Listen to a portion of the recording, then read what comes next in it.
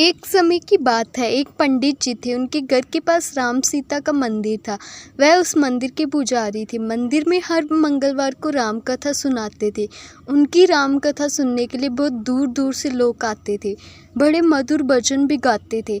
राम कथा सुनाते समय पंडित जी पास एक झूला रखते थे।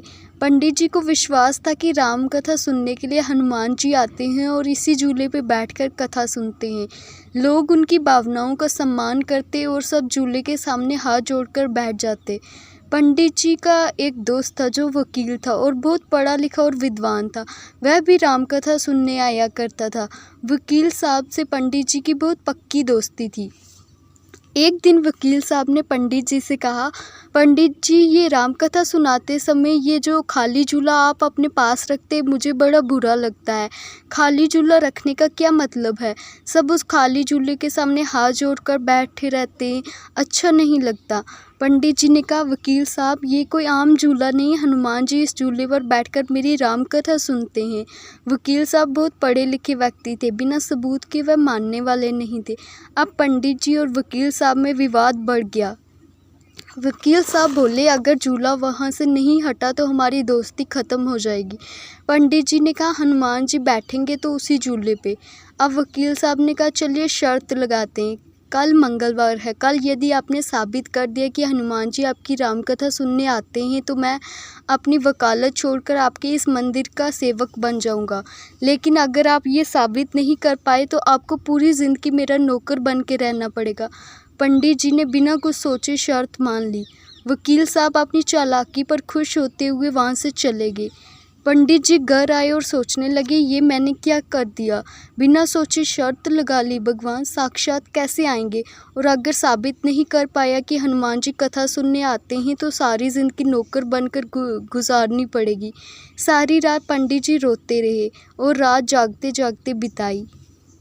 मंगलवार आ गया, रामकथा सुनाने का समय भी हो गया। सारे शहर में शर्त वाली बात पता चल गई। आज हज़ारों लोग रामकथा सुनने आए। वकील साहब भी आए। रामकथा शुरू हुई। झूला लगा हुआ था, सबकी नज़र झूले पर थी। रामकथा सुनाते सुनाते 1 घंटा हो गया। झूला एकदम शिथिल था। कथा का अंत भी आ गया। सबकी नज़रें झूले की तरफ थी। कथा समाप्त हुई। वकील साहब अपनी जीत पर खुश हो रहे थे। पंडित जी राम कथा के बाद हमेशा की तरह भजन गाने लगे।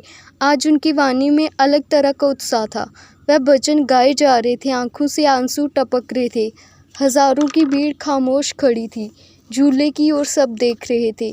भजन की धुन और तेज हुई। तभी चमत्कार हुआ, झूला हिलने लगा। लोगों की सांसें अटक गई। झूला धीरे धीरे मंद गति से हिलने लगा।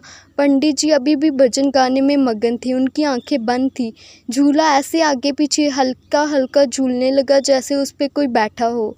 वकील साहब और हजारों लोग जो वहाँ आए थे, उन्हें अपनी आंखों पर यकीन न हुआ। सब लोग जोर जोर से चिल्लाने लगे, जय श्री राम, जय श्री राम, जय बजरंग बली। पंडित जी भजन गाए जा रहे थे, झूला हिलता जा रहा था और वकील साहब बस रोते जा रहे थे ये दृश्य देखकर। भजन समाप्त हुआ। पंडित जी ने आंखें खोली तो वकील साहब उनके पैरों में पड़े थे। पूरा शहर जय बजरंग बली के नारे लगा रहा था। वकील साहब रोते हुए बोले, मुझे माफ़ कर दीजिए पंडित जी, मैं सारी ज़िंदगी के लिए आपका सेवक हुआ। आज स्वयं हनुमान जी मेरा घमंड तोड़ने आए थे। आपका विश्वास जीत गया, मैं हार गया। अगर आपको ये कहानी पसंद आई हो तो कमेंट में जय बजरंगबली ज़रूर लिखें।